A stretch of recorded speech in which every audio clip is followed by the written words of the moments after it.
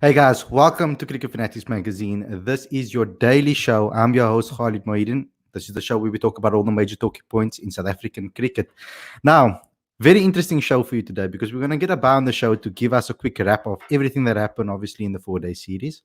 There's a lot of amazing performances that obviously took place. It was quite an action packed 4 day series, but obviously, we know that there were um, two particular heroes from this particular series that really stood out. But I'm gonna let Abai give us the whole chat about everything that happened, and you guys in the comment section can talk to us too. Um, so. But before we get started, obviously, guys, you know that you need to subscribe to the channel, click that notification bell for all future videos. And then let's get Abai on the show and let's get that wrap going. So, welcome to the show, Abai. How's it going? Nice to see you again. Good morning. So you've seen me at home, you see me walking in the park, and now you see me in my cars. So that's the third background you get now. I was about to Anyway, speak about the background. I was just about to speak about the background. I just wanted to change things up a little bit, kind of make it interesting. Yeah. Yeah, I think people are getting used to the American accent now when it comes to cricket. It's going to be awesome when the MLC opens up soon. So, Abai, give us a quick rundown. Tell us about this 4 day series. What were some of the main performances for you? Well, if I had to start off, it would have to be the monster partnership between Josh Richards and Dominic Hendricks, because that's pretty much what took the game away, and that's what drove the Lions to the win, especially. Yeah, so that was a pretty long stand, and they took down the Knights, who were undefeated so far. They won their first two games, and this was their first L after this. So this was obviously the standout performance. Next, I would also have to say in the yeah for the Dolphins, Kaya Zondo was very good. I think Mutusami was very good too with bat and ball. In Mhm. fact, he doesn't normally open in first class cricket, and he got a chance early on, and he took full advantage of it. So it's great to see that.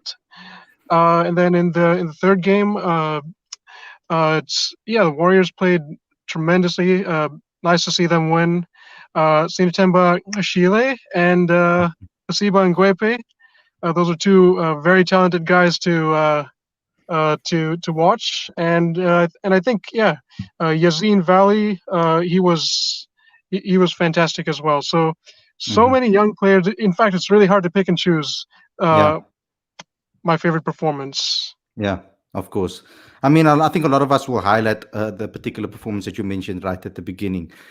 But Abay, you've been working so hard for me, doing these raps, etc. I mean, obviously, you've been doing such a great job on them. So I thought I'll just bring you a bit of a surprise. So I brought on Josh Richards for you, and I brought on Dom Hendricks for Well, you. Oh man! Good on Hey, you, how's it gentlemen. going, guys? Good on you. Good on Yeah, you. good, thank you. Yeah, so let's just switch it up a little bit because we're going to be talking to them. And Abhay, I'm going to give you an opportunity to obviously talk to them and ask them a couple of questions. But let me just start with Dom and Josh. Just explain to me what went through your heads with that particular innings. Josh, I was speaking to the guys on Square on one of the podcasts that I was at, and I was talking to them about when I saw you at Kaya Majolo week so long Mm. ago. And it was such amazing to watch you bat. And Dom, you can obviously talk about this too. When he goes out, how much does he hate it?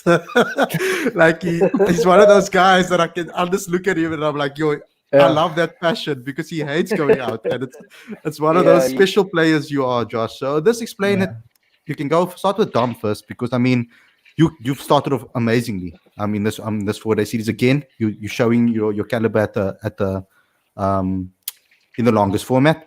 Just speak to me about the season so far. What has it been like being back playing competitive cricket, and what has been key to your form? well, yeah, firstly, it's been great to obviously be back on the field again amidst the global pandemic of COVID. Obviously, it was a bit tough getting back into it because we were very unsure of when we were going to start, when we were going to start playing competitive games. But I think the preseason sort of, or the break, um, just to end the season did me really well. And yeah, just plotted the way forward basically for the coming season in terms of how I was going to prep for the season. And yeah, the basically the preseason prep went really, really well. Sort of got into some good form just before the season started and just trying to run with it as long as I can. And yeah, just try not to take anything for granted. Just trying to keep on churning out those runs. And Josh, from your perspective, I mean, what is it like to bat with this guy? I mean, doesn't make it obviously must make it a lot easier for you to bat with a guy that's performing the way he is. Oh yeah, no, definitely. I mean, Dom has helped me tremendously in my first class career, starting back 2 years ago. And every time I learn from him, I just bat with him. I'm just learning more and more every time. And so, I mean, it's just such an honor and privilege. And I mean, hopefully for the years to come, we can continue opening the batting for the Lions, and I can learn a whole lot more. So, Ba, I'm going to leave it to you because you deserve this one. I'm going to give you as many questions as you want to ask the two guys. What is your first question that you want to ask them? Question for Josh. So this was your first game of the 4-day series. So what was it like to bounce back from the first innings, which didn't really go as planned, and then score a century in the second? So talk me through what was going through your mind at the time. Yeah, so obviously made a duck in the first innings, and I wasn't too chuffed about that because I always put in the hard yards in the nets and I work hard. So I guess after the duck, I went back to the hotel at night and I just reflected on what I could have done. And I just decided in my next innings, I'm going to go out there and give it my all. I mean, if I go out there and I make 100, I make 100. If I don't, I don't. I feel like I just had to just trust in my processes once again. And I mean, it worked. It clearly worked out for me. And I'm just so grateful for that. Yeah, and a big congrats. This was like the comeback of comebacks. So Yeah. this was unbelievable performance. Thank you. Yeah. So we got a question for Dom. Let me see here. So what did it feel like to have a long stand and make sure that you had to hold the fort for so long, especially in a 300 plus chase? And yeah, so what was the usual approach? So basically, I said to Josh, we had about 20 or 30 minutes before tea, and I said to him, like, the wicket's playing pretty well, so we must just need to be positive. We're definitely going to take a score. There's enough time in the game for a result. And yeah, like I said, the wicket was playing well. The Knights sort of came out and started off really poorly, but on the same token, we still had to cash in and execute our shots to actually score the runs. And then once we sort of got the momentum on our side, it was really tough for them to get back in the game. And I sort of told Josh that this 4-day game has been massively about momentum. We sort of saw it when we were bowling, how the momentum shifted as soon as we started taking wickets towards the end of their second innings, and we sort of ran with it. And I told him we have to run with this as much as we can, because if we do not run with momentum, as soon as they get back into the game, if they just have a toe in the door there, they are going to jump on all over us, and the game's going to sort of be in balance. And I suppose I could say it sort of showed a little bit when we lost those last couple of wickets when we needed 30 or so to win. So had it been a bit sooner in the game, I'm sure it would have been an even more interesting game for both sides. But yeah, really good that we actually did the job, and we tried not to leave it up to anybody else. We did as best as we could to try and win the game for the Lions. So you guys did a great job to take down a very strong side. So heading into the next game, what do you guys feel about the momentum going forward, and what are the plans? Either of you can answer. Okay, I think personally for me is this night's game. It's done and dusted, and I feel like obviously we won, but I feel like we have to start fresh. We can't start where we ended. So I feel like we go back on Sunday to the drawing board, and we see what's worked for us and we see what didn't work for us, and we just start there. That's me personally what I think. Wow. Yeah. Got a lot of thunder there. The weather there. Yeah. So yeah, like I said, I feel like we just got to start afresh. I think we got to clear our minds, and yeah, obviously Warriors also won. They're going to be pumped to play us. So yeah, I think we're going to have to be up for the challenge. I'm going to give a very dad joke there. A very dad joke there, because that was like almost a description of your performance there. That guy was here. But I continue before I shoot myself. Okay, a slightly off-topic question. You guys are watching the game right now. What do you guys think? Yeah, I think the Proteas have enough. I was watching it before we got on. I think they scored 179. So I think it's enough. Going to have to bowl really well. But I think they can pull through there. Tom, I have to ask you about Rassi. I mean, obviously, playing with him for so long, I mean, what makes him so special and so different? I know he batted a little bit slower today than usual, but what makes him so special and such an amazing asset to have in a team? I think just sort of the biggest thing I've sort of learned from him is he understands his game. So I think he's got a very good understanding of where's good, where's not so good, and he tries to score he tries to always play to his strengths. I think also for a guy like him, you never really see him or I've never really seen him as a guy with sort of brute force, but wow, he can clear the boundary when he needs to. So I think that's also a bit of X factor that he does have. That when he wants to turn it on, he can hit a couple of long ones. I think that 1-6 that he hit earlier on, it looked like it was just going to be chipped to him outfield, and it hit the advertising board. I was like, jeepers. That didn't look like a deserved six the way he sort of hit it, and it actually just went. And that's just testament to how good or how strong he can be when he needs to be. Yeah, Josh, we saw a little bit of a clip of your celebration when you scored that 100. I mean, just please tell me what that meant for you to be able to do that in Lions colours. Sure. It was just so unreal. I mean, since I started playing for the Lions last season, I've been looking at that board every time I go into the change room. And I mean, I just look at it and I'm thinking my name's going to be on that board one day. And I mean, in the context of the game, making my debut 100 for the Lions in that situation, I mean, I couldn't have asked for a better time and a better moment for it. So it was just a weight off my shoulders. And I just was so proud to do it for the Lions. I mean, growing up, always dreaming playing for the Lions, always dreaming making 100 for them and many more. So it was just a sigh of relief and just a very, very proud moment that all my hard work finally paid off. Yeah, Dom, a lot of guys have been speaking about what drives them to put in the performance that they put in. Some guys saying that winning for the team, some guys saying for that test selection. Obviously, is that on your mind? Have you obviously the selectors have spoken about that guys in the domestic scene need to put their hands up. What drives you? What did you tell yourself drives you before you got into the season? Well, sort of ever since I've been a young kid, my biggest dream was to obviously play for the Proteas and play test cricket for the Proteas. So that's been a massive driving factor for many, many years. Like a lot of people have asked me, what's sort of kept you going for the past couple of years?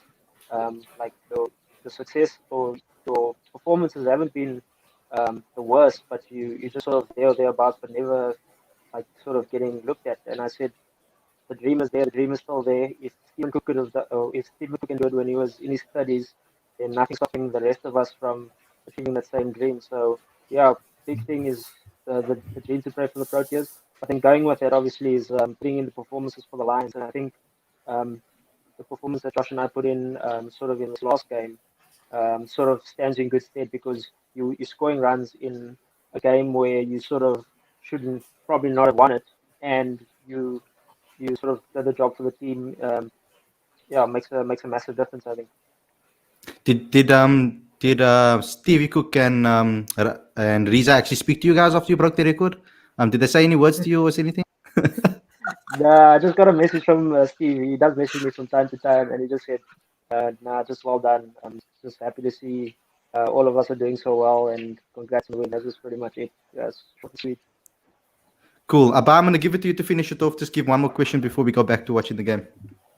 Okay, so what are both of your go-to plans whenever under pressure? Like, for example, heading into this game, in the absence of a lot of big names, there's pressure on the newcomers. So let's start with Josh. What's your usual plan against pressure?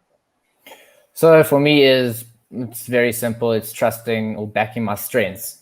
So it doesn't really mean that I go into my shell or whatever. I'm backing my strengths. So my back foot punch, my cut, and my drive. If it's there, I'm going for it. I don't think there's any point of going into your shell because at the Wanderers, there's always a ball with your name on. So you have to score. You have to score. There's no point of going into your shell. So that is my way of dealing with the pressure. Yeah, mine's sort of quite similar. Stick to the process. Obviously, when the pressure's on, you want to be as clear and as calm, as clear as possible, and then just sticking to your guns. So that's the wonders. It's for me, it's pretty simple. Back foot, off the back foot, it's the cut, and then playing nice and straight, and then yeah, just taking care of the ball, sort of in between those ones that I'm not scoring on, and just making sure that my movements and my positions are as good as they can be. And okay, one last question. This one's for Dom. So, how would you best describe your captaincy? Like, you led the Lions to an amazing win this game. So yeah. Geez, I sort of how do I really describe it? I I'm the same person, I guess, as I normally am. If you saw me, you can even ask Josh. I probably am the same. That if I'm playing with the captain, I'm the same person, and I think um, my sort of role as the captain is to understand everybody, and I think that's how I get the best out of everybody. I know I sort of understand Josh for who he is or Flatty for who he is, and sort of use that and how I can think of getting the best out of them in that way. I think that's the biggest thing. You've got to understand people, especially when you're managing people. You've got to understand them as best you can, and that's sort of the approach that I sort of use. Cool. So, guys, thanks a lot for coming on the show, and I hope I will get to talk to you once again. Thanks, Abai, of course, for all the questions. Best in the next game. Thanks, Abai. Yeah. Thanks, Abai. So, to the guys out there, thank you a lot for tuning in. Thanks a lot for watching the show. Don't forget to obviously like, comment, share, subscribe, click the notification bell for all future videos. Download the latest issue of the magazine or subscribe to the magazine. It's free. The link is on the screen and in the description. If you guys have a business and you're looking to obviously start a business and get sales online, even if your business is offline, we have a free video on this channel for you guys to learn new things. So if you guys actually also know some business guys, send them to that video. They can also learn a few things. Guys, go over to cricketfanaticsmag.com is where all our updates are. We have an England series tab to you to get updated with everything with regards to the England series. And last but not least, tune into our review show. It will be directly after the game. And Abai will be going to the press conference. I'm really excited. It's his first press conference.